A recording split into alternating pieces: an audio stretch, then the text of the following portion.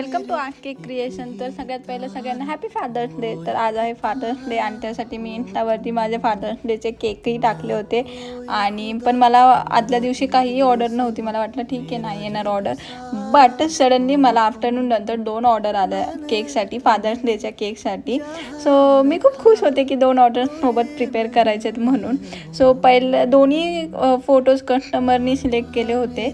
एक फोटो कस्टमरनी पाठवलं होतं कोणाचा तरी बघून, एक फोटो माझ्याच डिझाईनमधला सिलेक्ट केला होता. तर इथं मी केकला प्रिपेअर केलं आहे छान असं. तर हा एक फर्स्ट केक आहे फादर डेचा.